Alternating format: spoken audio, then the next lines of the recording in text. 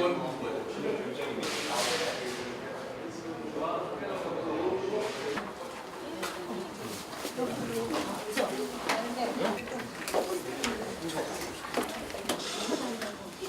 여기 오신 분 중에 그 이진용 계양문화원장이 오셔서 이찬용 계양문화원장 오셨고, 그다음에 대부분이 이제 문화원에 계신 분들과 저희 그 동아리 회원분들이 오셨습니다. 그래서 전체적으로 문화원의 역할에 대해서 작년부터 저쪽이 대정님이나 앞으로의 향후 방향에 대해서 공색을 좀 해보자, 이런 얘기들이 계속 돼 있어서 여러분 그 발제자분과 패널분들 모시고 포럼을 시작하도록 하겠습니다.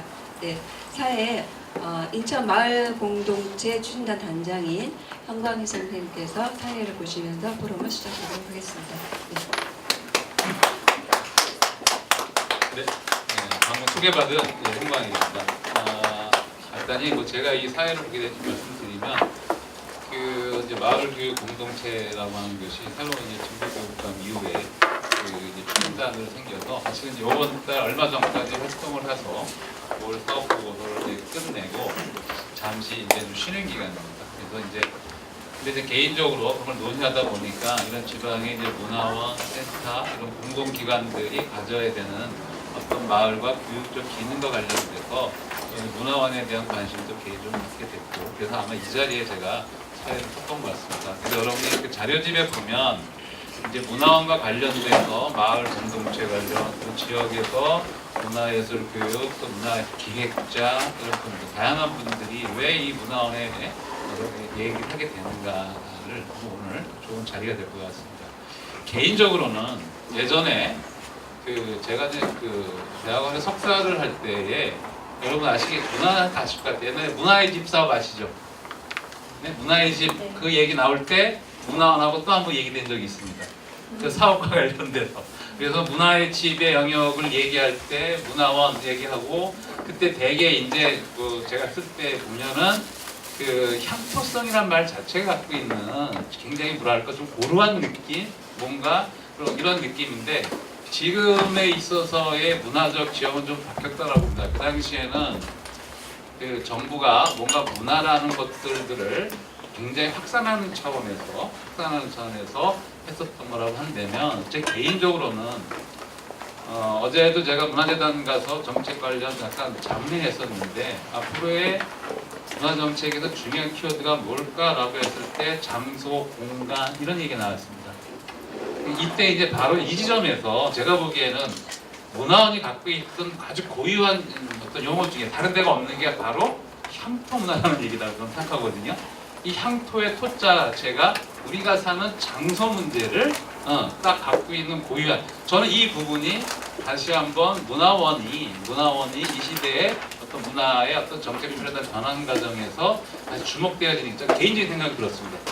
그래서 그런 장소, 향토 이런 문제들과 관련되어져서 문화에 다시 조명받는 부분이 있는 것 같고, 그 용어가 이제 어떤 식으로 확장될지는 저 개인적으로는 여러 번 같이 얘기를 하겠지만, 그러한 것 때문에 그러한 것과 함께 그것이 이제 행정적으로 또는 경제, 정치 문화적으로는 이제 자치라고 하는 시대와 관련되어서 문화원의 역할이 새롭게 조명되어지고 있는 것이 아닌가라는 개인적인 생각을 갖고 이 사회를 보겠다고 하게 되는 것 같습니다. 그래서 얼마만큼 제가 오늘 이렇게 풍성한 얘기들을 잘 끄집어낼지는 여러분의 협조도 필요하고 좀 문제 제기도 필요하다고 봅니다. 자, 그러면 시간이 지났기 때문에 일단 먼저 오늘 이 자리를 아주 열어주실 우리 안표 선생님의 일단 발제를 듣는 것부터 시작을 하겠습니다. 나와주시죠. 이거는 그냥 메인 화면 띄워놔주셔도 될 것 같아요. 이걸 공부할 필요가 없을 것 같아서요. 키가 아니라.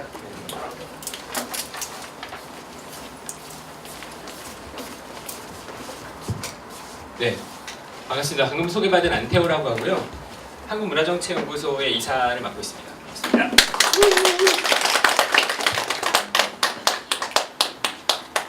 사실 오늘 발제문을 여기 넣은 거는 지난번에 10월에 열린 지방문화원 발전 포럼에 제출했던 토론문을 기반으로 해서 좀 보완하는 방식으로 정리를 했고요. 차원에 대해서 얘기를 해야 되는 건가 아니면 문화 전체에 대해서 얘기를 하는 건가 잠깐 고민을 했었는데 그래도 기조에 관련된 얘기를 해야겠다는 생각이 돼서 그 부분을 좀 얘기를 했습니다. 사실 제 얘기보다는 뒤에 커뮤니타스 신동호 대표님이 문화원 발전 방안 연구를 하시면서 훨씬 더 실증적인 부분들 얘기해 주실 분들이 많을 것 같아서 저는 주로 방향이나 혹은 평소에 생각하던 바들을 조금 말씀드리고 들어가는 걸 하겠습니다. 좀 여담으로 먼저 말씀드리면 저는 학산문화원만큼만 사업하면 사실은 이런 자리가 많이 필요 없다고 생각하거든요. 제가 하는 가장 모범적이고 왕성하게 활동하는 문화원 중에 한 곳이라고 생각이 돼서요. 저 문화원들의 그런 모델들이 좀 더 많이 부각이 되고 다른 데서 그런 부분들을 더 서로 배우는 그런 기회가 많아졌으면 좋겠다고 생각이 되더라고요. 오늘 오신 한국문화원도 그렇고 제가 몇 군데 문화원을 봤던 그런 사례들이 여러 군데가 있거든요. 근데 그런 사례들도 문화원 안에서도 많이 그렇게 유통이 되지 않는 것 같다는 느낌이 들어서 가끔 좀 아쉬울 때가 있다는 생각 좀 해봅니다. 제 발전 보면서 얘기하겠습니다. 5페이지 보시면 문화자치를 다시 묻는다라고 제가 써놨는데요. 지방자치가 95년부터 시작됐으니까 20년 더 됐죠. 그리고 문화자치나 분권이라는 게 제 기억이 맞다면 처음 얘기가 나왔던 게 2002년 무렵이었던 것 같아요. 참여정부 시작되면서 문화자치나 분권에 대한 얘기들이 가장 많이 나왔던 것 같고요. 그때 정권 차원에서 그런 드라이브도 많이 걸었던 것 같은데 실제로 그때 드라이브를 걸었던 만큼 문화자치나 분권들이 질적으로 많이 성숙한 것 같지는 않다는 느낌을 많이 받습니다. 물론 그동안에 여러 가지 변화들이 있었죠. 문해진흥원이 문화예술위원회를 바뀌기도 했고 지역의 광역문화재단이나 기초문화재단들도 엄청나게 많이 생기기도 했고 다른 조직들도 많이 생겼어요. 마을 만들기나 그런 조직들이 생기면서 지역에서 그런 동네 단위, 마을 단위 활동들도 훨씬 더 많아지기도 하고 문화의 집이나 생활문화센터나 그런 것들이 많이 생기기도 해서 여러 가지 지형들이 복잡해지긴 했었는데요. 한편으로는 어쨌든 중앙정부가 지역의 그런 예산이나 혹은 권한이나 혹은 평가에 대한 부분이나 그런 것들을 각점이 많이 전격적으로 이양을 해줘야 된다, 넘겨야 된다는 그런 얘기를 많이 하고 있지만 한편으로는 그런 좀 급격한 이양들이 가져올 부작용을 우려하는 소리도 되게 많은 것 같아요. 오히려 그런 것들이 지역에서 좀 다른 효과들을 낳게 되지 않겠느냐. 이를테면 예전에 제가 제주에서 2년 살다가 지금 지난주에 6주 지사 왔거든요. 그래서 예전에 제주에서 보면 제주에 사계 군들이 있을 때 그런 일들이 있었대요. 지금은 저지리라는 곳에 제주 현대미술관이 있거든요. 제주에 저지리 문화예술 마을이 있고 상당히 많은 예술가들이 그쪽에 입주를 했습니다. 물론 좀 뭐랄까요, 좀 고급화된 마을이라고 좀 비판도 받긴 받는데 꽤 괜찮은 마을이 만들어져 있어요. 그리고 예전에 저지리가 제주도 안에서도 굉장히 낙후된 곳이었는데 지금 제주 사람들이 저지리를 뉴저지라고 부릅니다. 그래서 이름 하나 바꿔 쓰고 있는데 굉장히 세련돼 보이는 느낌이 나죠. 근데 거기 현대미술관 짓는 것 자체에 대해서 지금까지도 비판하는 분들이 계세요. 왜냐하면 그쪽이 흔히 얘기하는 곧자왈지대였거든요. 난대와 온대 식물들이 만나서 굉장히 독특한 식생을 보이는 제주의 천연 곧자왈지대였는데 거기를 개발해서 미술관으로 만들어 버렸어요. 그러니까 예전에 북제주군이었나? 그때 그거를 바꿨다 그러더라고요. 그런 방식으로. 그러니까 지자체에서 그렇게 무분별한 개발 사업을 하거나 그런 방식으로 지역을 망치게 되는 것들을 지역에 권한을 주는 게 맞느냐라는 그런 우려들이나 걱정들이 여전히 좀 남아있는 것 같습니다. 과연 그런 권한이나 예산이나 그런 것들 받을 만한 그런 뭐랄까 역량이 성숙해 있는가라는 얘기들을 주로 하기도 하는데요.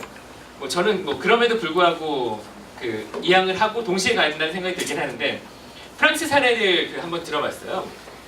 김경 박사라는 분이 논문에서 그런 얘기를 해놓은 걸 제가 어디서 보고 여기다 인용을 해놨는데요. 그러니까 프랑스에서 지방권 관련한 얘기들이 이런 방식으로 좀 진행이 왔다는 거죠. 처음에는 예산이나 혹은 정책 역량이나 그런 것들을 어떻게 지역에 이양을 잘 할 것이냐라는 얘기들로 계속 가다가 나중에 가서는 2기에 가서는 그런 방식으로 변하더라는 거예요. 예산과 관련해서는 지역에서 문화에 대한 중요성을 점점 깨닫기 시작하면서 지역에서 예산을 더 많이 배정을 하게 되고 그래서 중앙정부 예산이 아쉽지 않게 되고 그리고 정책 역량과 관련해서도 지역의 역량이 성숙하게 되면 더 이상 중앙이 그런 역량들을 구걸하거나 혹은 중앙의 눈치를 보거나 중앙이 손괴를 해도 콧방귀도 안 끼는 그런 정도까지 올라갔다라고 얘기를 하더라고요. 그래서 그 이후에는 중앙이 예산을 구걸하거나 정책 역량에 대해서 그런 부분들을 신경 쓰는 게 아니라 지역 간의 협력들, 인근 지역들이 어떻게 협력을 해서 문화 자치나 그런 것들을 잘 이뤄낼 수 있겠느냐라는 그런 식의 이기의 그 문화 자치나 분권에 관한 이슈들이 그 얘기가 되고 있다라는 얘기를 들었거든요.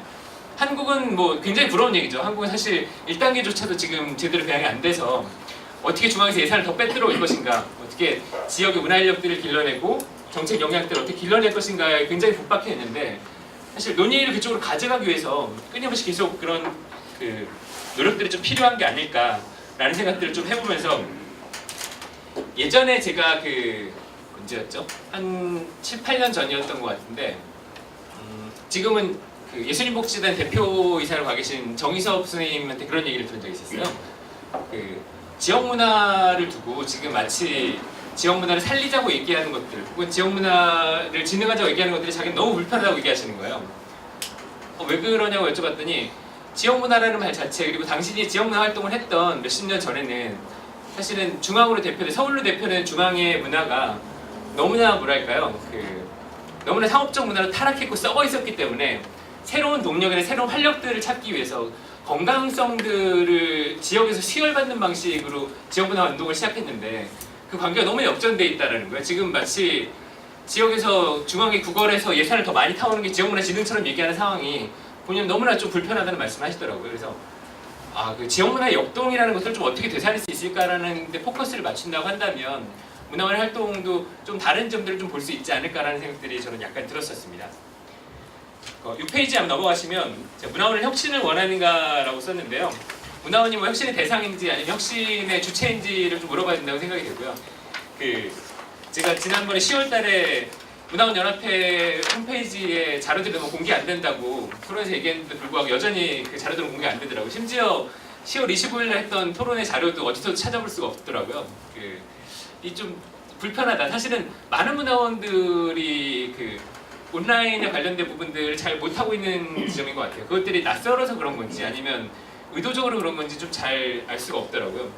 자료에 가끔은 뭐 자료가 자료 그냥 공개해놓으면 자료 소중함을 모르기 때문에 일부러 그렇게 해놓는다는 팀들도 있는 것 같긴 한데,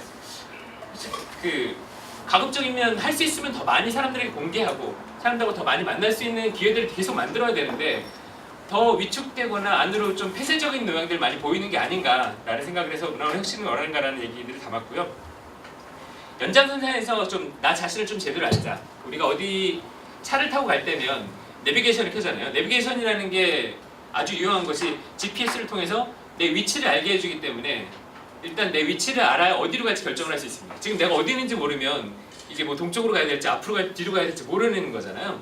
그래서 내 위치 혹은 내 위상이 어디에 있는지, 내 역할을 어떻게 규정해야 될 건지 제대로 알기 위해서라도 나 자신을 좀 파악하는 게 필요하다. 그래서 홈페이지 연구 보니까 중장기 연구 사업 계획, 중장기 발전 계획이나 그런 거 가지고 있는 한 절반 정도 되는데, 본인들의 문화원 자체의 발전이나 혹은 앞날을 좀 짚어내기 위해서라도 계속 현황 조사를 하고, 그리고 어떻게 하면 앞날의 이슈들을 정확히 짚어낼 수 있을 것인가를 계속 보완해야 된다는 생각에 나 자신을 알자라는 제목으로 좀 써봤고요.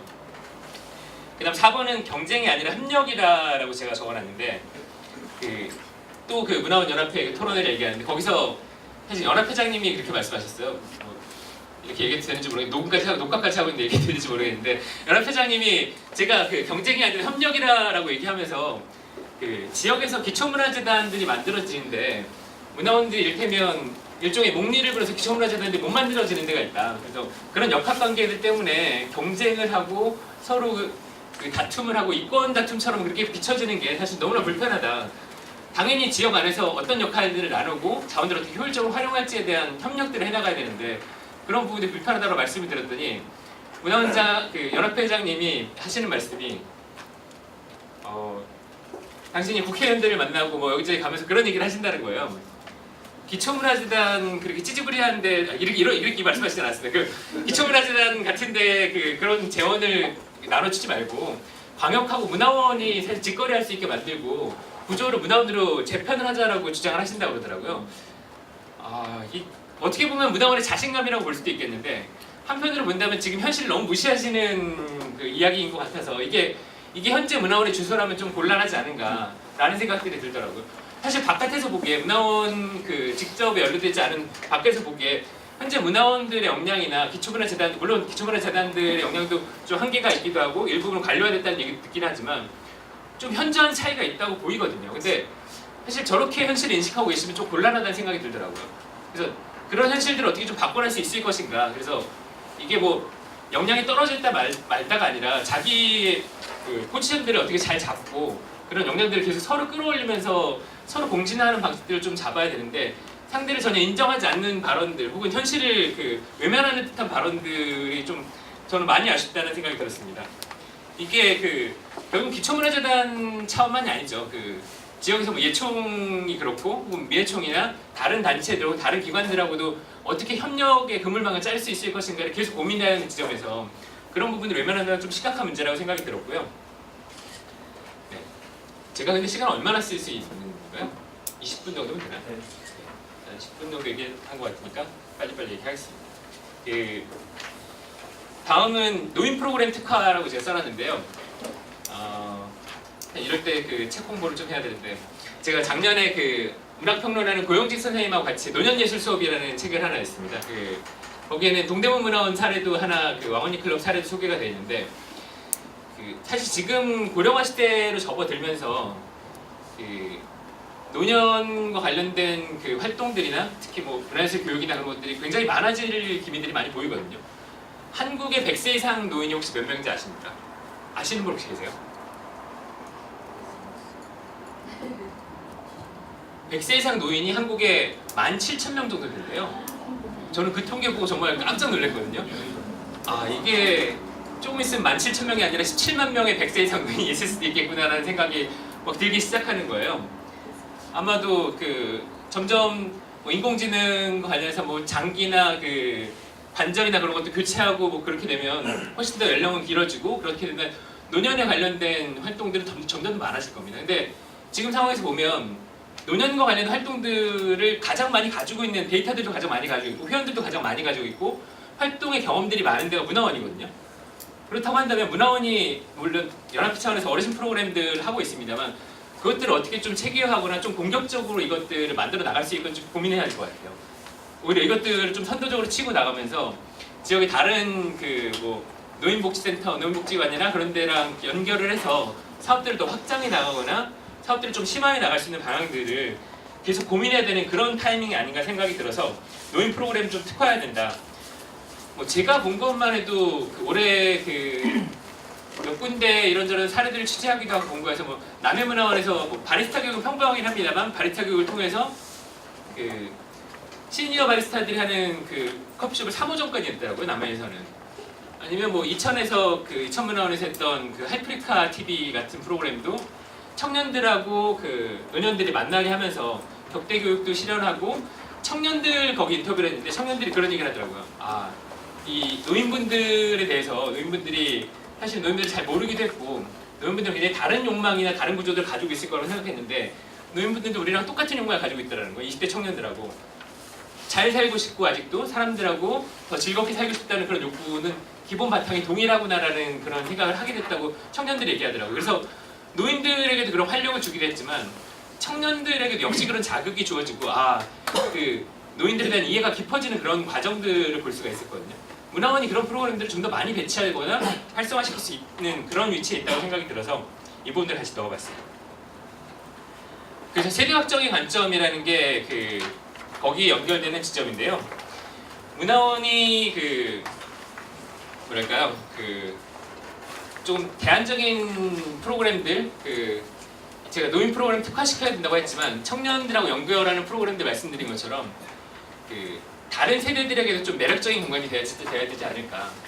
문화원을 좀 많은 사람들이 출입을 하고 이렇게 학산문화원처럼 그 많은 계층이나 많은 세대들이 굉장히 편안하게 왔다 갔다 하면서 교류할 수 있는 그런 공간들이 돼야 되지 않을까. 그리고 조금 대안적인 다른 종류의 프로그램들을 더 만들어낼 수 있는 그런 구조를 가져야 되지 않을까라는 생각들을 좀 해봐서 같이 얘기들을 좀 담아봤습니다. 여기 그 독일 사회문화센터 얘기를 아주 잠깐만 담았는데요.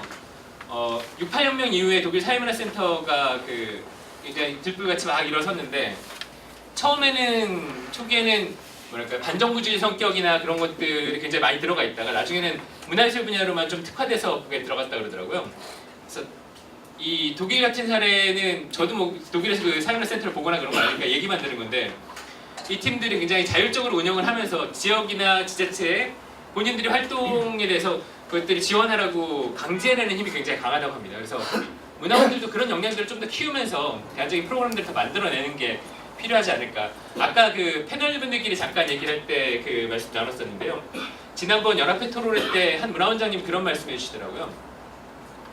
지금 그 문화원들의 이름이 지자체 이름을 따서 쓰긴 하지만 이를테면 뭐 시흥시 문화원이 아니라 시흥문화원이다 아니면 뭐 그런 방식으로 그 지자체 전체 명칭을 따고 행정 명칭을 다 집어넣지 않는 게 결국은 관에 종속되지 않는다는 그런 지향을 표현하는 거라고 말씀해 주시더라고요. 저 굉장히 새롭게 들었거든요. 그래서 이게 처음에 취지가 그랬던 건지 아니면 의미를 나중에 덧입혔던지 간에 지금 상황에서 보자면 관에 완전히 포섭되지 않는 그런 자율성을 가진다는 지향이 너무 괜찮은 것 같아요. 그래서 그런 지향들을 어떻게 잘 살려낼 수 있을 것인가도 같이 동시에 이야기를 할 수 있지 않을까라는 생각들을 좀 해봅니다. 그 다음 7번인데요. 연합의 위상과 역할이라고 제가 적었는데 사실 그 단위 문화원들 혹은 연합이라는 게 개별 그 단위들이 못하는 것들을 만들어내기 위해서 사실은 연합에서 만들어내는 거잖아요. 개별 단위들이 만들어서 뭐 그 노총 같은 것도 민주노총이나 한국노총 같은 것도 개별 노조들이 못하는 것들을 노총 단위에서 그런 것들 하거나 뭐 연합회라는 게 다 그런 취지잖아요. 근데 그런 거에 보자면 사실 그 구조들이 좀 역전되는 경우들이 좀 있는 것 같다. 그 오히려 그 개별 문화를 서포트해주거나 그런 지지하는 정책들을 만들어내는 게 아니라 오히려 군림하는 방식으로 꽂고 있는 게 아닌가라는 생각도 좀 드는 것 같은데요. 이 시도연합회와 전국연합회가 어쨌든 정책방을 세팅하고 지자체나 정부와의 그 정책 파트너가 돼서 그런 것들을 계속 만들어내잖아요. 그래서 뭐 예산의 통로가 되기도 하고 활동을 만들어내는 그런 그 매개가 되는 건데 그래서 개별 문화원 역량보다 어떻게 하면 그 연합회 역량들을 높일 수 있을 것인가, 연합회가 어떻게 하면 훨씬 더 그런 구조들을 잘 짜게 하고 연합회가 뭐 말하자면 그 아주 심플하게 예산을 잘 따오게 하고 혹은 지역의 그런 역량들을 기르게 하는데 교육을 잘 세팅하고 새로운 사업의 영역들을 만들어내고 그런 연구들을 진행해내고 다른 정책 영역들과 그런 교섭을 잘 해내고 그런 것들을 어떻게 좀 잘 만들어낼 수 있을까 굉장히 중요한 것 같아요. 그래서 새로운 트렌드를 잘 읽어내고 그 문화 활동의 가치들을 잘 포장해내서 대사회적으로 그런 것들을 인식하게 해주고 라는 것들이 개별 문화원 차원에서는 할 수 있는 게 아니잖아요. 개별 문화원들은 지역에서 열심히 활동하고 지역에서 가치들을 발굴해내고 활동을 하는데 그런 가치를 어떻게 잘 모아낼 수 있고 잘 포장해내고 그런 것들을 앞으로도 나갈 수 있게 세팅을 잘 해주느냐는 역시 연합회의 몫인 것 같아요. 시도연합회도 마찬가지고 전국문화원연합, 한국문화원연합회도 마찬가지고 그런 부분들이 문화원 혁신을 위해서 가장 먼저 그 진행이 돼야 되는 게 아닌가. 개별 문화원들이 하는 일은 역시 한계가 있을 거고 그 시도 문화원들이 그 전체를 것들을 잡아서 그 세팅하는 거에 따라서 개별 문화원의 역량들이 훨씬 더 올라갈 수 있는 점들이 있다고 생각이 되거든요. 그래서 그런 것도 굉장히 중요하다는 생각이 들어서 같이 담았고요. 8번 같은 경우 조직 문화의 변화에 얘기를 했는데 그 문화원 조직을 유독 좀 그 낡은 것을 치부하는 청년 세대들은 사실은 문화원 존재도 잘 모르는 사람이 많은 것 같아요. 문화판에서도 그 문화원은 좀 낡은 조직이거나 어르신들만 계신 데라고 생각하는 경우가 굉장히 많은데 그 사실은 그런 게 그 역시 조직 문화의 연장선상에 있는 게 아닌가. 그래서 문화원에서 어쨌든 일했던 청년들이 얘기하는 그 조직 문화의 불편함이나 그런 거에 좀 귀를 기울 필요가 있을 것 같다. 상명하달식의 그런 조직 문화나 혹은 제가 여기 사례는 뭐 여직원이라는 얘기를 담긴 했습니다. 너무 좀 습관적으로 많이 쓰시는 말들이긴 한데 여직원이라는 말을 쓰지만 남직원이라는 말을 안 쓰잖아요. 여직원이라는 말 최근에 쓰이는 말로 표현하면 여혐이거든요. 뭐 여성 혐오에 가까운 말이라고 봐야 돼요. 왜냐하면 그 여성들을 구분해내고 여성들의 역량들을 낮춰보는 말이기 때문에 그런 부분들은 업데이트를 해야죠. 예전에는 아무렇지도 않고 그냥 다 쓰고 관행처럼 쓰고 다들 습관처럼 썼던 말이라고 해요. 지금에 와서는 잘못된 부분이고 사람들이 불편해하고 심지어 그 이데올로기나 정치가 옳지도 않다고 한다면 고집할 이유가 없습니다. 그런 습관이나 습성이나 관습들을 어떻게 바꿔낼 수 있을까도 조직 차원에서 계속해서 노력하지 않으면 낡은 조직으로 계속 치부될 수 있다는 부분이 굉장히 중요한 것 같아서 같이 얘기를 좀 했습니다. 그 다음에 9번의 마지막이 되겠는데요. 질문하고 토론하자라는 얘기를 써놨습니다. 오늘 그 뭐 그거는 이거는 누구한테나 마찬가지인데요. 문희 씨가 그 아르떼에서 같이 회의하고 나서 나오면서 거기 그 같이 오신 분 중에 한 분이 그런 얘기를 하더라고요. 전에는 계속 그 문학의 사람들 안에서만 사람들을 만나고 그런 소통만 하다가 자기가 그 조직을 나오고 나서 이런저런 사람들을 만나기 시작했대요. 뭐 언론이나 혹은 정치권에 있는 사람이나 아니면 뭐 교육계에 있는 사람이나 이런저런 사람들을 만나서 좀 다양한 얘기를 하다 보니까 다른 종류의 인사이트가 열리더라는 거예요. 아, 내가 생각하지 못했던 부분들 전에 문학의 사람들한테 들을 때는 되게 같은 얘기들만 반복하는 것 같고 도무지 열리지 않았던 그런 분들이 다른 영역에서는 어떻게 해결하고 있고 다른 영역에서 비슷한 문제들이 어떻게 분포하고 있는지를 들으니까 훨씬 더 그 다른 종류의 인사이트가 생기더라는 거예요. 그래서 지역 내에서 문화원들이 그 뭐 전통이나 뭐 향토 문화나 저는 뭐 그런 거 다 필요하다고 생각하지만 그런 데 갇혀 있을 게 아니라 다른 영역들, 복지 영역이나 그런 부분들하고 좀 적극적으로 소통하고 그런 구조들을 만들어 나가는 게 필요하지 않을까라는 생각들이 좀 듭니다. 어제 제가 그 원주에 가서 원주에서 그 독립문화공간 협의회라는 팀들하고 하는 토론을 잠깐 하고 왔거든요. 8개 정도 되는 공간들이 따로 그런 구조들을 만들었더라고요. 본인들끼리 사실은 이전에 그런 소통이 좀 없다가 이제 만들어서 서로 만나기 시작하고 서로 이야기하기 시작하니까 좀 다른 것들이 보이는 거예요. 그 개별 활동들로는 잘 안 보이던 것들, 그런 구조들이 보이고 그래서 공론장을 어떻게 만드는지 한참 얘기를 하다 왔거든요. 이게 그 지역 안에서 특히 문화원이나 뭐 문화재단이라는 공적인 조직들, 뭐 공공 예산을 받으니까요. 공적인 조직들은 그런 공론장에서 어떻게 역할을 할 것인지 혹은 공론장을 어떻게 만들어낼 것인지가 너무너무 중요한 것 같아요. 우리가 파트너들이 누구인가, 우리 파트너들이 그 공식적으로 공공적으로 이 사람들이 인정받을 만한 파트너들인가 그런 활동들인가를 끊임없이 좀 점검하고 파트너들의 범위를 넓히고 사람들하고 계속 만나고 소통하고 매개하는 일들을 계속해서 멈추지 않는 게 사실은 문화원의 그 체질을 바꾸고 혁신하는 데 있어서 아주 중요하고 필요한 일이 아닐까라는 생각을 하면서 일단은 여기서 발제를 좀 마쳐보도록 하겠습니다.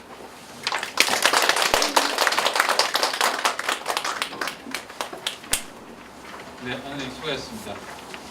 아마 이제 그 중하구의 어떤 그런 체계에서 이제 자치 시대로 가면서 우리가 한번 돌아봐야 될 어떤 그런 범주들을 쭉 정리해 준 것 같아요. 아마 그 중에서 제일 중요한 게 나자진 않으려는데 이 부분은 이제 다시 최근에 여러분 유치원 사태 아시죠? 네? 중앙정부하고의 관계를 이제 풀어나가는 방식에서 자기 자신들이 갖고 있는 연합회 조직들이 어떤 식으로 활동할 수 있는가라는 거에 대해서 아마 우리가 좀 보는 것 같아요. 그게 남의 얘기가 아니고 또 문화원 자체도 전국 조직을 갖고 있고 이런 자치 시대와 관련해서 이런 전국적인 조직들이 어떤 식으로 가야 될 건가라고 했을 때 가장 중요한 것은 자기를 돌아보는 것부터 출발했을 때 보일 거라고 보여요. 그걸 만약 보지 않고 정당화하면 또 우리가 예상치 못했던 문제들이 아닌가. 그래서 아마 지금 안 선생님이 풀어주신 것들은 이제 자치 시대와 관련되어서 우리가 어떻게 대비하고 어디서부터 문제를 하나씩 풀어갈 건가라고 하는 건 범주 카테고리를 굉장히 잘 해주신 것 같습니다. 이제 그 다음에 주실 신동 선생님은 아주 멀리 대구에서 오셨습니다. 네? 오셨고 아마 좀 더 디테일하게 우리 사업의 영역에 대해서 어떤 식으로 문제를 가져갈 것인가라는 부분에 대해서 말씀 주실 거고요. 참 참고로 오늘 진행상에 약간 변화가 있습니다. 저기 박상희 국장이 2부에서 사업에 대한 얘기를 하게 되어 있는 것들을 1부에서 이 부분과 연결해서 하는 걸로 해서 약간 그도 진행을 하도록 하겠습니다. 그것만 네, 감사합니다. 네. 대구 멀지 않습니다. 아까 그 강승모 국장 2시간 걸렸다는데 제가 그냥 대구에서 바로 오면 한 3시간 정도 올 수 있을 것 같은데요. 저도 뭐 서울에서 왔지만 죄송하지만 어떤 분들이죠? 이 자리에 계신 분들이 문화원, 인천 문화원 국장님과 원장님 네. 그다음에 저희 알겠습니다. 특별히 그 제가 하여튼 이 지방문화원하고 인연을 맺은 지가 한 10년은 조금 넘은 것 같은데 아까 말씀하셨던 제가 문화인지 협회 이사이기도 합니다. 처음 만났던 건 아마 어르신 물론 이제 지역에서 이제 뭐 저도 이제 문화원 이제 뭐 회원이기도 했고 지역에서 그러니까 장학회 들어갔던 문화원의 회원이기도 했고 그런 기획 그런 측면도 있지만 어르신 문화 프로그램 땡땡땡 실버학교부터 제가 이제 지방문화원과 만나고 현장을 가고 그랬던 것 같고요. 그 뒤로 계속 이제 그 지방문화 실태조사를 제가 경연으로 계속 저희 연구소에서 맡아서 해왔고요. 원래 이제 그 늘 이제 정권이 바뀌면 지방문화원 어떻게 하지? 뭐 이런 고민들이 있었는데 사실 이제 노무현 정부의 선택은 지방문화원을 지역문화의 가장 중요한 파트너로 선택을 하는 시간이 있었고 그래서 이제 아마 사무국장 공채제도 이런 것들이 시작되었었죠. 지방문화원이 굉장히 중요한 역할을 해야 된다는 그런 인식이 있었고요. 문재인 정부도 이제 그런 부분에서 이제 늦게 지방문화 발전 방안을 만들어 보자라고 문체부에서 해서 급하게 하여튼 아주 저렴한 비용으로 저희들이 연구를 했는데 사실은 이게 다 담겨 있는 건 아니고요. 그리고 그 이야기를 다 할 것도 아니기 때문에 아마 그 상당 부분은 저번에 10월 포럼에 좀 이야기가 됐지만 그 뒤로 굉장히 많이 까다듬어졌는데 저도 모르는 사이에 용어를 계속 숨취하고 있더라고요. 무슨 말씀인지 다 이해되시죠? 연합회에서 계속 부담스러운 용어들 자꾸 제거하는 그런 시간이 계속 배워왔던데 일단 예산안 작업까지 지금은 마쳐서 곧 이제 뭐 아마 다 배달되지 않을까 지방문화로. 사실 이제 접근 방법이 뭐였냐면 실태조사를 해보면 뭐 이제 독립원사가 뭐 하여튼 50% 조금 안 됩니다. 그리고 이제 평균 직원 3.4명 뭐 이게 이제 현실이고요. 물론 이제 도농간 차이도 있고 이렇지만 학사문화원 9명 네. 맞죠? 9명. 굉장히 많은 예, 2명 포함이잖아요. 네. 네, 제가 다 보고 왔어요. 사실 이제 도시가 좀 더 많고 사실 학사문화는 아까 안태호 이사도 말씀하셨지만 이게 아마 학산 포럼이 위치 지어진 게 아마 문화예술의 어떤 사회적 가치, 공동체와의 어떤 연계 이런 것 속에서 아마 이게 위치 지어진 것 같은데 그런 것처럼 제가 원래 기억하던 본 풍경은 여기 아마 그 어르신 극단이 있었던 걸로 제가 기억하고 보니까 뭐 굉장히 많은 이제 여전히 이제 연극, 마당극 이런 활동들을 계속 많이 하고 계신 것 같고 또 한편으로 보면 지역의 뭐 택시 운전수 그게 그거 내가 이제 운전하시는 분 이야기죠. 어떤 근대 성장 키워드 뭐 이런 작업, 70년대 이야기. 네 시장 뭐 이런 이제 그 지역이 품고 왔었던 이야기들은 굉장히 많은 관심들을 가지고 일을 다채롭게 지금 하고 있어서 좀 모범적이다는 생각은 제가 좀 많이 하고 있는데 이게 쉽지 않은 문제에서 제가 정말 아마 이야기하면 다 할 만한 이 문화 정책 분야의 모든 전문가들 그러니까 뭐 지금 정부 정책을 연구하는 문광영부터 시작을 해서 지금 이제 참여정부 세문화 정책을 짜러 들어갔던 사람 지금 예술의 위원장 가 있는 분도 있고 이런 분들까지 다 포함해서 계속 라운드 테이블을 계속했습니다. 연구자 라운드 테이블 했을 때 저희들이 근본적인 인식은 뭐였냐면 이거는 비합리적 아비투스가 지배하는 사회가 지방문화입니다. 이거 잘 디코딩을 해보시면요. 비합리적 아비투스가 발생되게 된 이유는 학사문화원이 그렇다는 건 아닙니다. 이 사회의 독점적 지배구조와 그리고 이 사회가 무소불위의 권력과 원장님의 권력이 계속 작동하고 지배하는 사회 그리고 지역사회하고 연계하거나 청년들과 만나거나 이렇게 하지 못하는 폐쇄된 사회 노인들 중심의 사회 이런 인식들이 우리 사회에 강하다. 거는 뭐 꼭 그렇지 않지만 학사문화원이 그렇다는 건 아닙니다. 인천에 다른 문화원들이 그렇다는 건 아니지만 전국의 문화원들을 봤을 때 내부 인식이 그렇고 또 한편으로 국민들 중에 한 40% 정도가 문화원을 알지만 20대는 한 20% 조금 넘는 수준이고요. 50대가 이제 50%를 넘는 수준이어서 그러니까 세대 간 불균형이 분명히 있다. 그러니까 젊은 층하고 거리가 먼 곳이 지방문화원이라는 것은 맞는 것 같습니다. 또 한편으로 보면 지금 인천시 광역지회가 있죠. 광역지회가 잘 활동하고 있나요? 뭐 제가 이렇게 직접 물으면 안 되겠구나. 하여튼 광역지회가 굉장히 중요합니다. 왜 그러냐면 제가 3년 전에 그런 이야기를 한 적이 있습니다. 어르신 문화 프로그램이 예산이 작지 않잖아요. 많았거든요. 그래서 지방문화원에 교부하는 소위 말해서 문화활동가 사업을 모조리 광역지회로 내려보내라. 이게 문화분권의 이슈이기도 하다. 나머지 목적 사업은 가지고 있더라도 내려보내서 지방문화원들이 광역 내에서 계속 공론하고 담론을 형성하면서 사업들을 지역에 맞게 독자적으로 이끌어갈 수 있는 힘과 역량을 기르는 것이 굉장히 중요하다 했는데 못 놓았습니다. 잘 못했죠. 왜냐하면 그건 두 가지가 같이 작동하는데 광역연합회가 그 법인격을 가지고 있지 않은 문제가 있고요. 물론 이제 그 원천 콘텐츠 사업은 지방문화 그 광역으로 내려보냈죠. 광역으로 내려보냈지만 두 번째는 광역연합회의 역량을 신뢰하지 않는 한문연의 태도도 있었다는 생각이 듭니다. 하여튼 이런 문제들이 같이 있었기 때문에 이제 그런 이슈들을 빼보니까 좀 법제 보완의 필요성이 있어요. 지방문화진흥법에 대한 개정 TF도 여러 차례 열렸습니다. 그러니까 이제 지금 이제 기초재단하고 어떻게 역할을 어떻게 조정할 거냐 아니면 어떻게 갈 거냐 이런 부분부터 해서 지방문화진흥법에 대한 것이 있는데 여기에는 뭐 수익사업 허가 문제, 그 다음에 시도연합회 독립법인화 문제. 물론 이거는 이제 꼭 여기에 넣어도 되고 안 넣어도 되지만 독립법인화 하면 됩니다. 하고 그냥 파트너십을 삼으면 돼요. 수직적 계열화를 꼭 하지 않아도 되거든요. 근데 그런 부분 조례 제정의 문제. 그 다음에 지방문화원은 이제 지방문화권별 아까 밖에서 잠시 그런 이야기를 나눴지만 미추홀이었지만 예전에 이제 예를 들어서 청주 청원이 합치면서 청원문화원이 강제 폐쇄를 당했습니다. 그런데 사실 청원문화권과 청주문화권은 사실 굉장히 다른 문제가 있었거든요. 그것처럼 예전에 그 도농복합도시를 만들면서 굉장히 많은 지역들이 합쳐졌죠. 합쳐면서 고유의 문화권적으로 문화권으로 봐야 지방문화진흥법에는 1기초자치단체 1문화원이라는 원칙을 가지고 있습니다. 그런데 현실적으로 보면 행정구역의 범위와 문화권의 범위는 다를 수 있습니다. 이 부분에 대한 대응을 앞으로 해나가야 된다는 부분이 제기가 됐고요.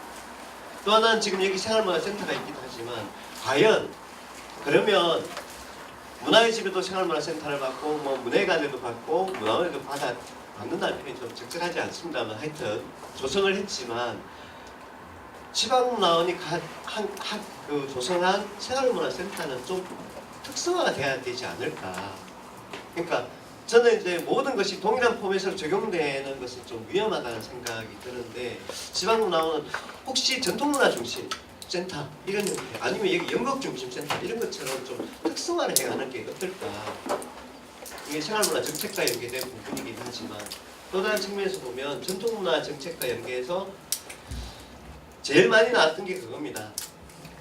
자, 결국은 지방문화원이 이런저런 지원 사업들로 내몰리는 구조로 가게 됩니다. 아시겠지만 문화예술 교육, 생활문화 정책 이런 부분에 계속 지원 사업에 계속 들어가는 구조이다 보니 기존에 지속적으로 가져왔던 어떤 지역의 문화를 발굴하고 콘텐츠를 발굴하고 스토리를 발굴해서 그것을 지역민의 콘텐츠로 다시 되돌려주는 그런 어떤 지난한 이제 향토학을 했던 그런 경험이 있고요. 그런 어떤 지역 내부에 해야 될 중요한 역할들인데 그것이 어쩌면 전통문화가 아닐까라는 이야기를 많이 하게 되었습니다. 전문가들이 전통문화만 하자는 것이 아니라 전통문화에 대한 중심성을 오히려 문화원이 이제는 강하게 가지고 가야 된다. 그래서 전수자센터라든가 이런 혹시나 지역에 무형문화재가 발굴되어서 전수 시스템이 없는 상황 같은 경우에 생활문화센터에 전수자센터가 같이 들어오면 어떨까. 그런 부분들 수용해서 지역의 고유 원천 콘텐츠를 지키는 어떤 하나의 허브로서 강한 중심성을 가지고 가야 되지 않을까라는 이야기들이 있었습니다. 다시 말해서 모든 문화 기반 시설들이 정부 지원 사업의 택배 사업이라고 요즘 이야기합니다. 택배 사업. 중앙정부의 택배 배달 사업, 생활문화 공동체도 하고 이것저것 하는 것이 아니라 오히려 정말 내가 하고 물론 그런 사업을 할 때조차도 전통문화나 아니면 우리 지역이 가지고 있는 그런 어떤 원형 콘텐츠나 이런 것들을 기반한 사업으로 전개되고 확산이 되는 것이 지방문화원의 방식이지 문화의 집에서 하거나 다른 문화예술단체에서 하거나 그런 방식과 똑같은 형태로 지원 사업에 들어가서 똑같은 형태로 제시하고 똑같은 사업을 할 필요는 없다. 아니 그렇게 되어서는 안 된다는 것이 이런 부분에서 좀 풀고 있습니다. 그래서 전통문화 중심성을 강화해 나가자 이런 부분이었고요. 요 한 페이지만 이야기하면 뒤에 별로 할 얘기 없어질 것 같아요. 지방문화의 이건 뻔한 이야기지만 그랬을 때 이 나왔던 이야기는 그겁니다. 아까 선생님 향토 이야기했는데 사실 지방이라는 게 사실은 지방이라는 말이 중앙과 지방을 변별하는 개념도 아니었습니다. 지방이라는 것은 서울 지방 이렇게 할 수 서울 지역이라고 할 수도 있는데 그 2000년도에 이제 지역문화 그걸 하면서 지방이라는 것을 변방이라는 것과 동일한 인식 속에서 지역으로 바꿨죠. 그래서 이번에 이 이야기할 때도 지역문화원으로 바꾸면 어떨까라는 이야기도 나왔었습니다만 그럼에도 불구하고 향토사도 마찬가지로 굉장히 좋은 말입니다. 좋은 말이지만 향토사의 범위를 넘어서는 지역학의 담지자로 지방문화원이 가면 물론 지역학하고 있는 데가 있습니다. 지역학 다르게 하고 있는 데가 있지만 지역학은 지금 학제간 연구에서 하는 데가 있고요. 학제간 연구에서 하는 데가 있고 이천문화원이나 이런 데처럼 시민 아키비스트를 불러서 계속 지역을 기록하고 그렇게 해서 지역학을 하는 데가 있고 지금 학사는 어떤지 모르겠는데 제가 시영이나 용인이나 이렇게 문화원지 만드는 거 보면 10권짜리, 12권짜리 이런 거 만드시잖아요. 그래서 지금 당대의 기록까지 막 해가지고 예전에 이제 한 권짜리 향토지가 아니라 지역학 차원의 집대성 정리를 한 문화원들을 들어봤었습니다. 그런 측면에서 물론 그건 연구 차원뿐만 아닙니다. 그걸 프로그램에 풀어내고 이런 부분을 포함하고 있지만 지역학으로 좀 옮겨가면 어떨까. 그리고 중요한 것은 원천 콘텐츠 사업을 하긴 했지만 사실은 이제 어르신 문화 프로그램 이런 거 할 때도 늘 그랬습니다. 이 제가 뭐 대체로 저보다 나이 많은 분들 아이 형님 좀 지랄하지 마 라고 제가 죄송합니다. 하여튼 그렇게 맨날 들고 오는 게 뭐 옛날에 한 몇백 년 전에 거만 들고 와. 왜? 지금은 삶이 없나? 이 말은 뭐냐면 아까 이제 사실은 아까 택시기사 이런 분들도 AI 뭐 이렇게 되면 사라지게 되겠죠. 어찌 보면. 그러니까 근현대적 삶을 기록하지 않고 대부분의 예전의 문화원지는 전쟁 시기까지 멈춰져 있거나 잘 나오면 새마을운동 시기까지 와 있습니다. 그리고 그 이후의 산업화 시기를 기록하지 않았죠. 왜? 당대의 삶이니까. 근데 이건 쓰러져 갈 삶이죠. 이런 부분을 이제는 지방문화원이 좀 강하게 당대를 기록해서 지역문화를 재구성하는데 가져가야 되겠다. 이게 원천 콘텐츠 사업의 범위를 훨씬 넘어서는 겁니다. 제가 수년 전에 그런 제안을 한 적이 있습니다. 뒤에 이 사업이 있지만 지방문화의 중심이 되어서 근현대인물 만인고 정도를 만들어야 되지 않을까. 한 지방문화원당 5명이 되든 10명이 되든 이렇게 100개의 문화원이 기록하기 시작하면 결국 이 당대를 살고 간 삶의 모습, 일상의 모습 그리고 라이프 스타일, 도구 이것이 조금만 지나면 우리의 역사, 우리를 만들어 온 역사가 될 텐데 그런 것들을 감지하고 기록할 사람이 학제간 연구에서 HK 사업 아니면 SSK 사업 이런 데가 좀 부분적으로 있지만 전면적으로 실시되어 있지 않고 이분들은 이미 우리 유역 사상의 구슬로 살아온 마지막 세대가 지금 거의 다 사라져가고 계시잖아요. 이분들의 삶을 제대로 기록한 적이 많지 않다. 그 부분을 총체적으로 해서 이 학산의 삶과 그 다음에 저 다른 지역 인천 내에서 다 다를 거 아니에요. 그런 삶들을 기록하는 것들은 지방문화에 감지해 가야 되겠다라는 부분이 이야기됐고요. 이 부분은 아까 제가 말씀드렸던 부분인데 지역문화 허브에서 네트워크를 확대한다는 것. 연합회 차원에서 자꾸 문체부에만 목매지 말자. 왜 문체부에만 자꾸 목매? 돈도 별로 없는데. 고용노동부도 있고 농축산식품부도 있고 또 다른 측면에서 콘진도 있고 이런데 한국학중앙연구원하고 물론 이제 그 뭐 디지털 대전 이런 걸 하게 하지만 중앙에 있는 부처들하고 끊임없이 MOU를 맺어서 지방문화원이 이런 사업들이 만나서 향토문화와 만나는 지역문화와 만나는 하나의 허브 기능을 만들 수 있도록 그런 MOU를 받아야 합니다. 지방문화원도 이것은 마찬가지다. 이제는 이 사업 자체가 지역문화재단이 대립적 관계가 있는 것이 아니라 기초문화재단은 협력적 관계로 얼마든지 갈 수 있습니다. 그리고 마찬가지로 아까 이제 3.5명 이야기를 했었지만 지역에 있는 예술단체들하고도 지금 협업 작업을 많이 하지만 저는 이제 직원이 많이 늘어나는 게 꼭 중요한 건 아니라는 생각. 저는 요즘 광역문화재단에 직원 늘려고 생각하지 마라 라는 이야기를 많이 합니다. 왜냐하면 지금 지원 사업의 구조가 예를 들어가지고 무슨 사업이 내려가면 거기에 대한 대응 인력을 주잖아요. 1명 내지 2명을 주잖아요. 고용을 해요. 이 사업이 1년, 2년 하다 보면 보통은 이제 요즘 3년 주간기간을 지정을 해요. 1년 단위 사업도 많지만 주간기간이 지정되면 거기에 따른 인력 대응이 1명이 오면 일단 계약직으로 있다가 다른 사업으로 갔다가 한 2년 가잖아요. 이 인력을 유지하기 위해서 국지로 사업을 계속 빠야 되는 구조를 만들어요. 그런데 이 부분을 잘 푸는 광역재단이 어떻게 푸냐 하면 지역에서 뭐 예를 들어 요즘 이제 생애 전환 문화예술 교육 이런 부분이 있습니다. 이걸 받았던 경남 문화예술진흥원 그 경남재단이 어떻게 했냐면 외부의 평생학습과 연계된 50+ 교육을 많이 해온 지역에 있는 연구소와 파트너십을 맺었습니다.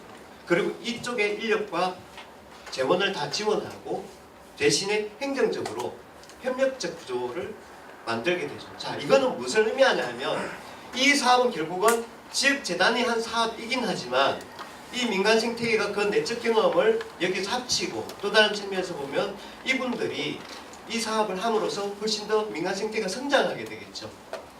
그러니까 이건 부산문화재단도 그렇게 한 바가 있습니다. 부산문화재단 같은 경우에 특히나 뭐 생활문화와 관련된 이런 부분들을 가지고 받으면 직접 사업을 하는 게 아니라 연합회 조직을 만든 이쪽과 파트너십을 계속 일을 하거나 이런 형태들로 내부의 직원이 많이 계속 늘어나는 게 중요한 것이 아니라 지금의 시대는 외부 협력적 관계망 속에서 민간 생태계를 육성시키는 담지자가 지방문화원이 돼야 된다는 것이 더 중요한 가치와 관점이 아닐까라는 부분이 아마 여기에 담겨 있는 것 같습니다. 그래서 제일 중요한 것은 아까 이제 그런 부분에서 이제는 지방문화원이 오픈 플랫폼이 한번 되어보자.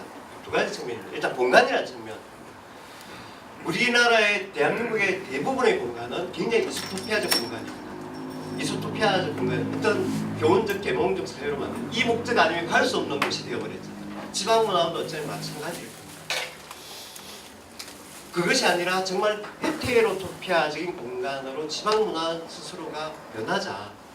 이 지역 지나가다 여기 들어가 물 한잔 마시고 지나가다 들어와가지고 여기 구경할 수 있고 지나가다 들어와서 만날 수 있고 이야기 나눌 수 있고 원래 그 가장 좋은 지원은 뭐냐 하면 약간 새는 것 같지만 우리는 레지던시 사업을 지원할 때 어떻게 합니까? 뭐 예를 들어가 레지던시를 하면 예술가 레지던시 하면 일주일에 한 번씩 시민들과 만나야 합니다. 그 다음에 두 번째는 끝나고 난 다음에 전시를 하거나 결과를 내놔야 합니다라고 지원하잖아요.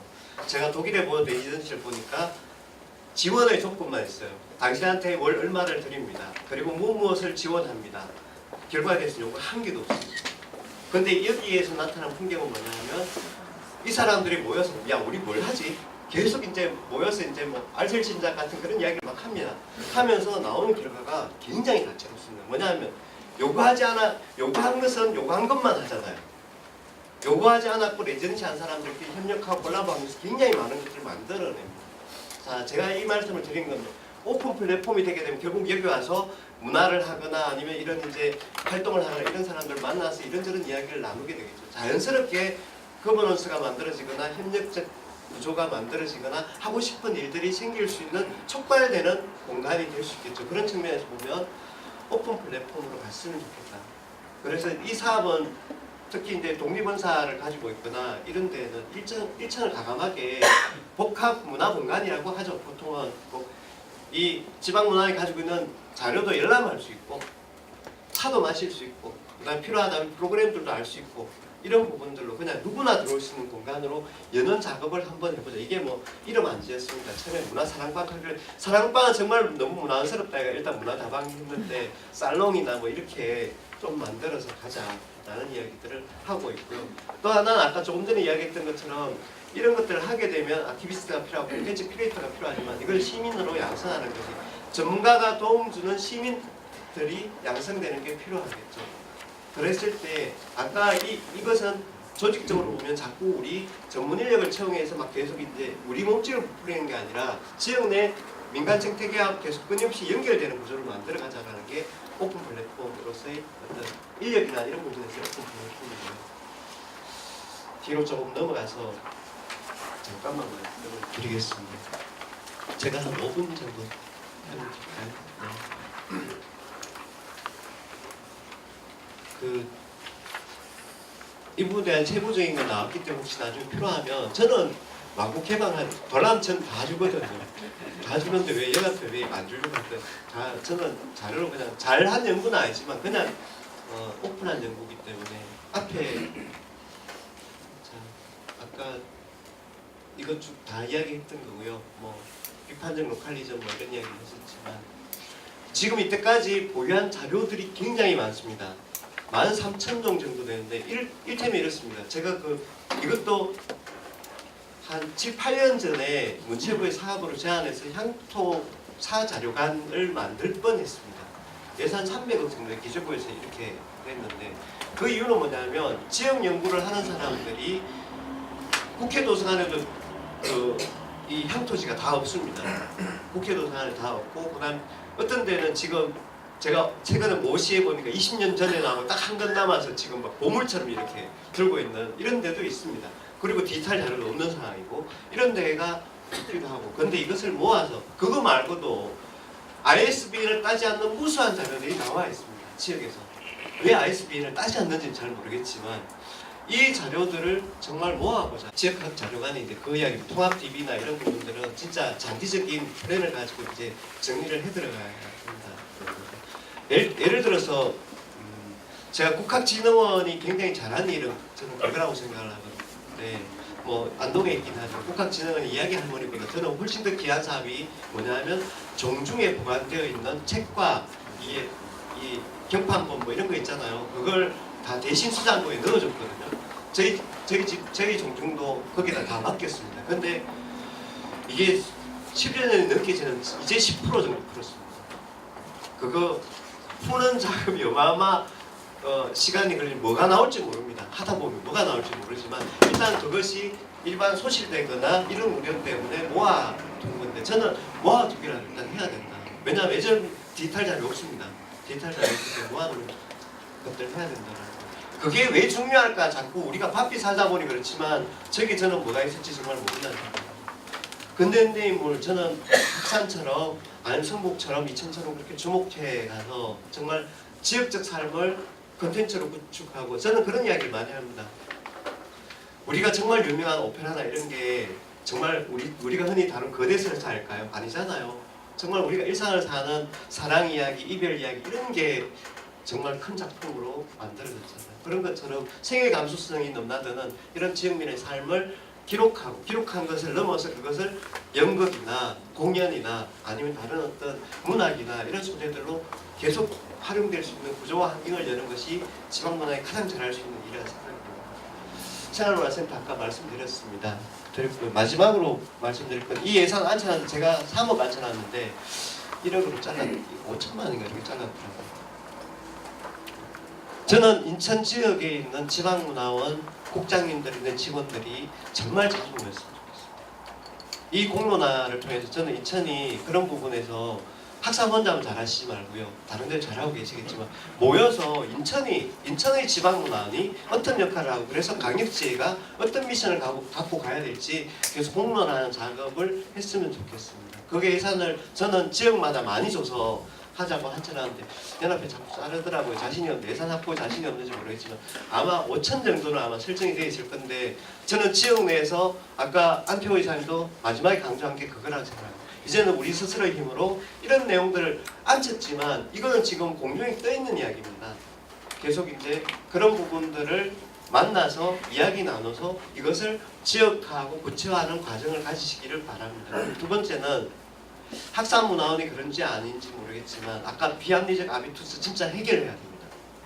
지방문화원이 이사회가 그냥 기존에 있는 사람들이 아니라 이제는 이게 시민의 것, 시민이 함께하는 것이 되려면 시민단체, 일반 시민들이 참여할 수 있는 구조로 열려야 됩니다. 그러니까 지금 이사분들이 계시겠지만 아마 대체로 10여 명 안팎 정도 이사분들이 있는데 여기에 시민사회단체, 언론, 시민 대표들이 참여하는 구색을 갖추는 게 아니라 진짜 이들 이야기 듣는 그런 어떤 공적인 플랫폼으로 지방문화원이 진화하기를 마지막으로 말씀드립니다. 마치겠습니다.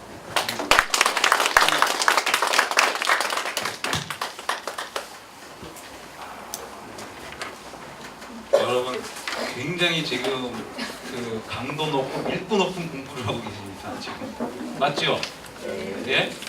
그 아마 지금 아비투스라는 말이라든지 또는 이소토피아나 헤테로토피아라는 말들은 아마 익숙하지 않으신 분들이 많으실 거라서 되는데 아비투스는 그냥 습성입니다. 제도화된. 그러니까 우리가 여태까지 살다 보면 관성이 있잖아요. 그죠?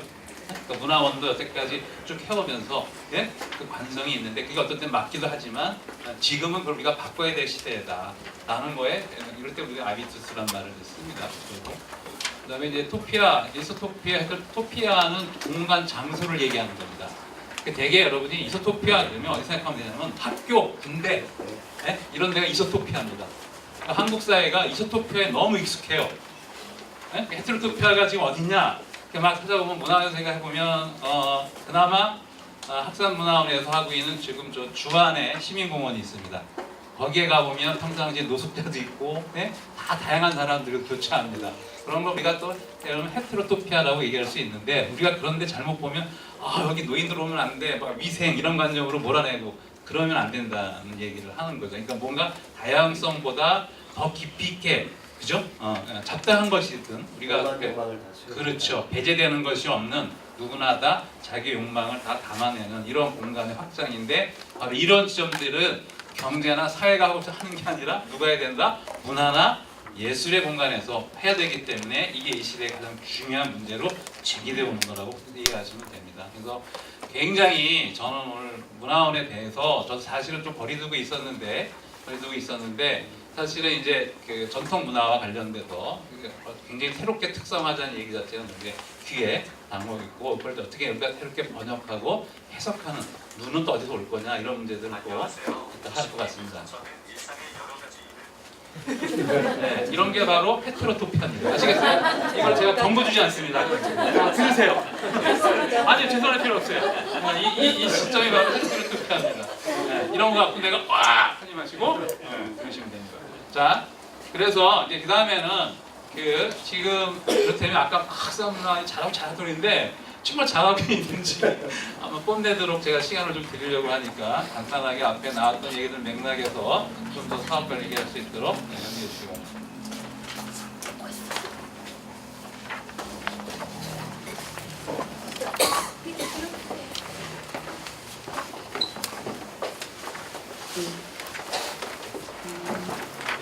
주최 측에서 하면 항상 유리합니다.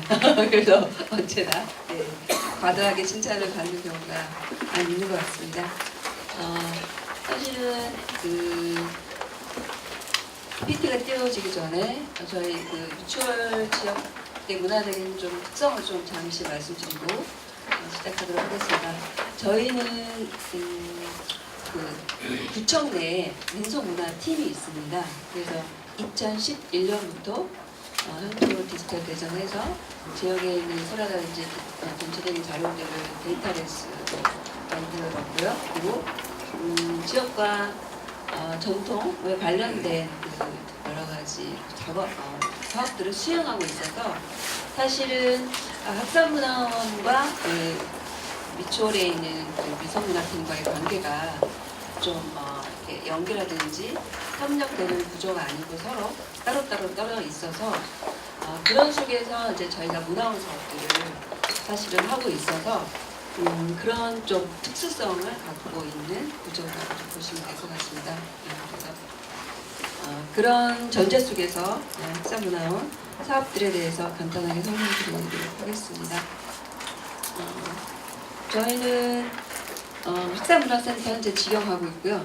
영화공간 지원과 주한영상 미디어 센터를 위탁 운영을 4일째 했는데 인선 7기 올해 들어서 계약 만료해서 시설관리공단으로 넘어갑니다. 네, 그래서 현재 이제 앞으로는 생활문화센터와 문화원을 운영할 예정입니다. 그리고 전체 직원이 생활문화센터 포함해서 9이고 이사회 20명, 회원 2,260명 이렇게 진행을 하고 있고요. 예산은 보시면 될 것 같습니다. 그러니까 이 비전과 목표는 2012년에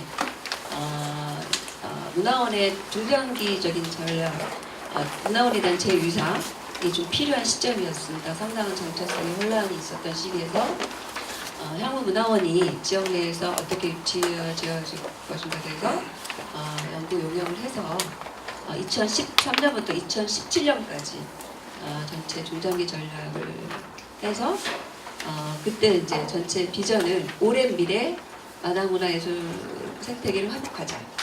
이걸 통해서 문화예술로 살아나는 원천 중심이 그때는 남구죠.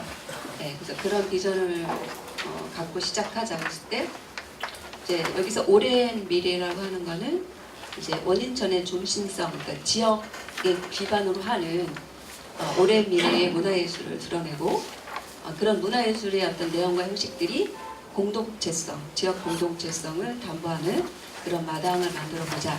그래서 오랜 미래 마당 문화예술 생태계라는 비전을 갖고 시작을 했습니다.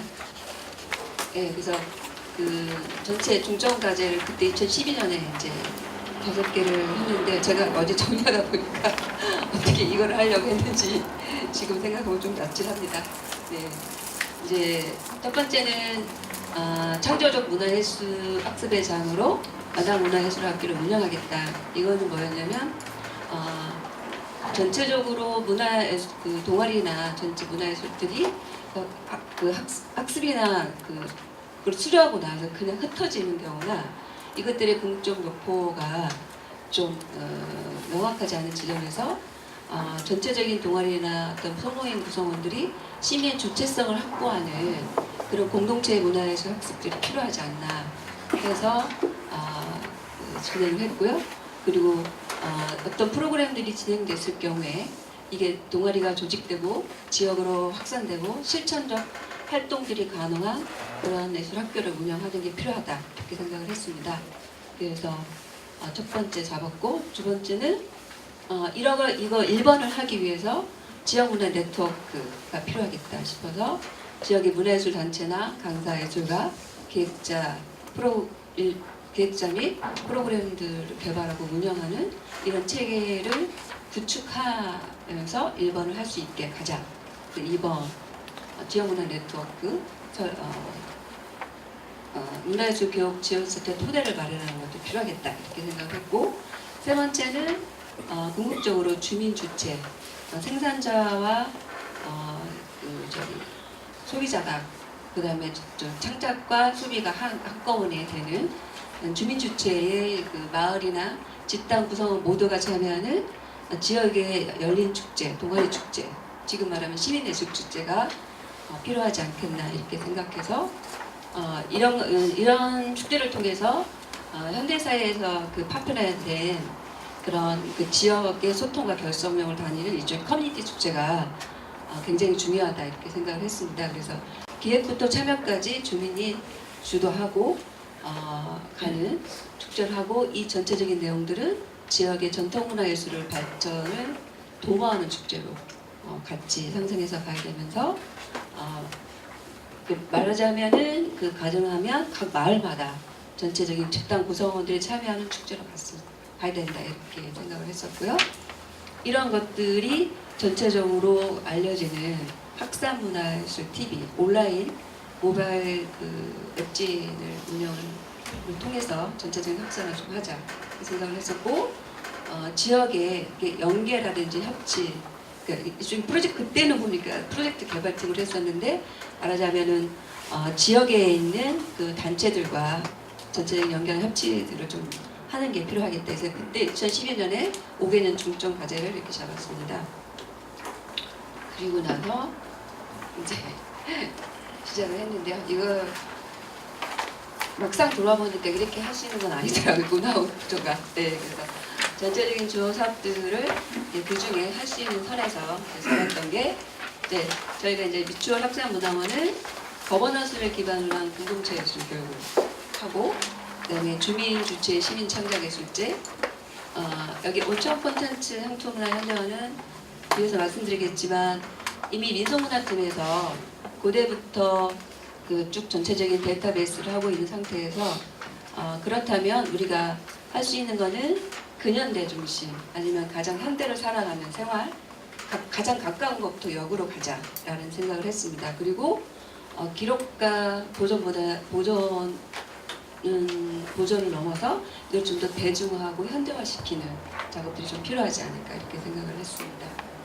그리고 학산생활문화센터는 여기 연극 전용 공간을 시민들에게 열어서 누구나 와서 극장을 사용할 수 있는 시민예술극장으로 전문적으로 좀 환골탈퇴를 해야 되지 않겠냐 이렇게 생각했고 이게 이제 아까 얘기했던 것처럼 와서 떡볶이도 편안하게 먹고 여기 보면은 지나가는 분들이 이제는 조금씩 오셔가지고 그 자율방범대라든지 이런 분들이 오셔서 이제는 처음에는 쭈삣쭈삣 하다가 지금 오셔서 쉬고 가시고 책도 보시고 이게 이제 그런 거 어느 정도 좀 정착이 되고 있는 것 같아요.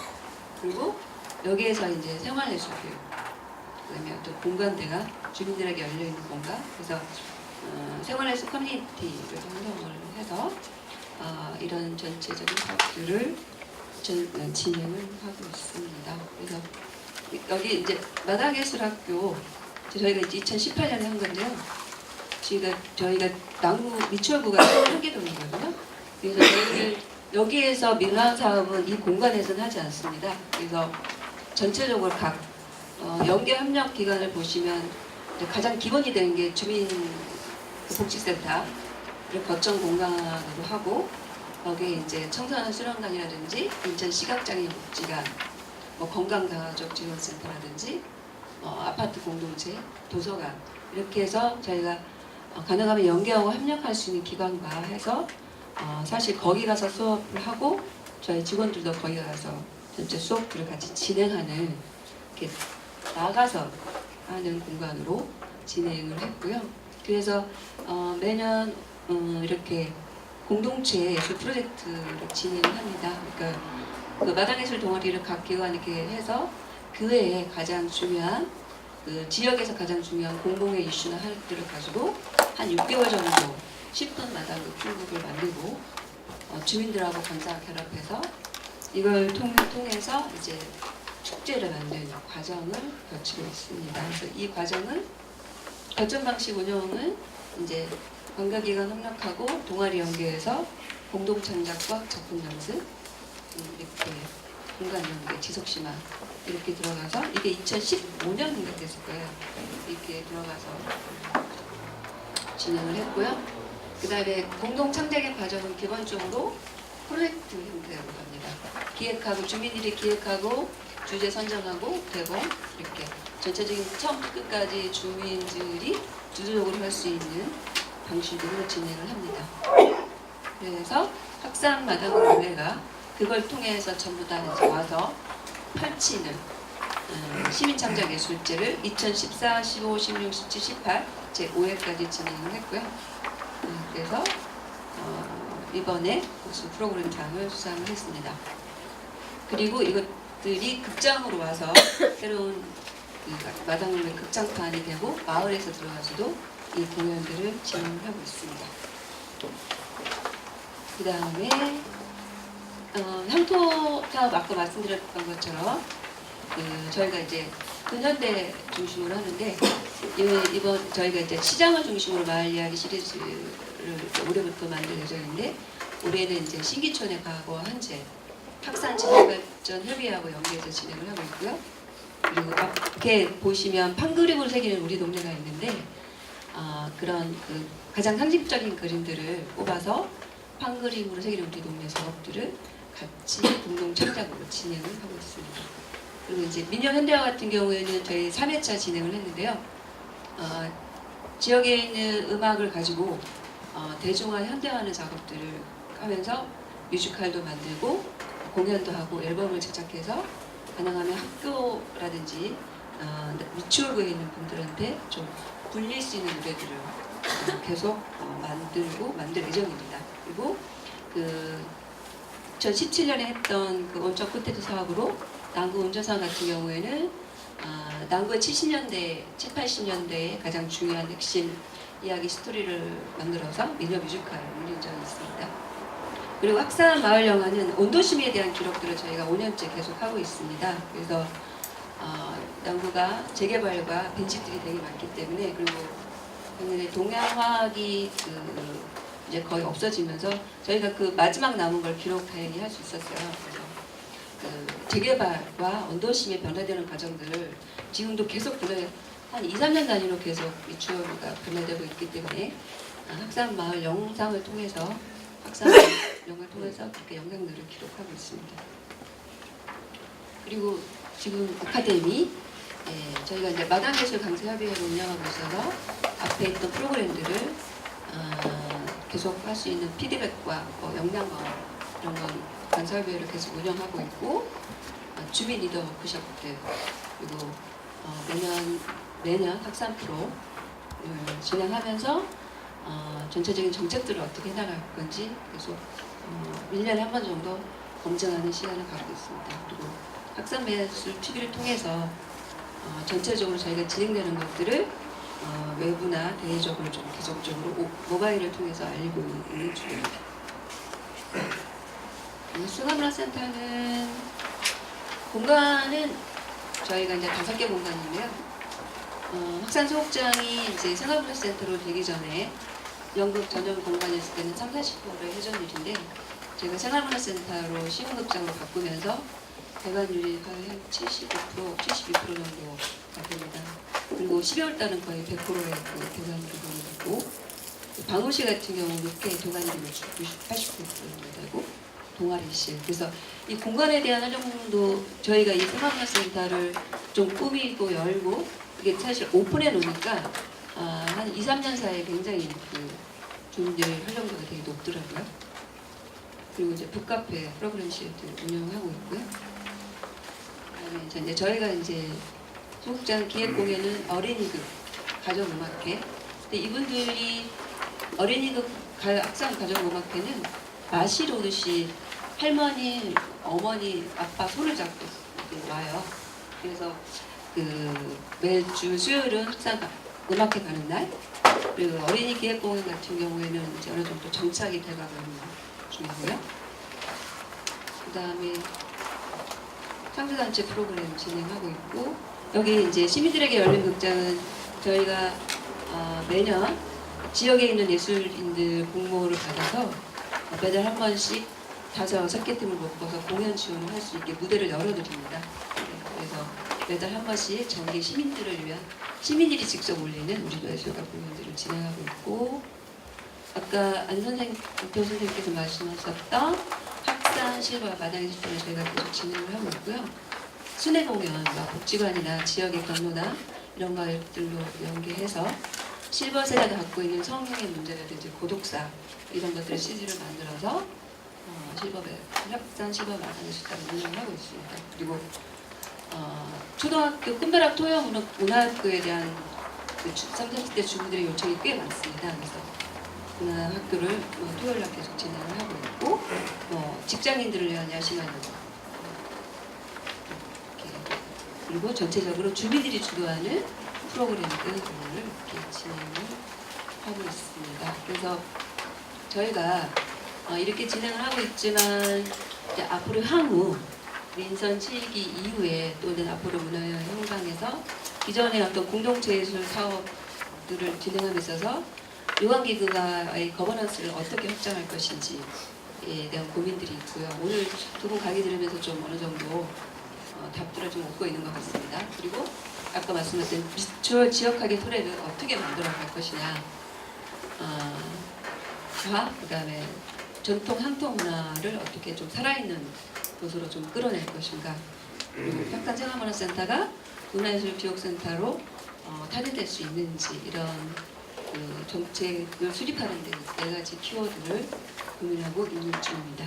네, 이상 설명 마치도록 하겠습니다.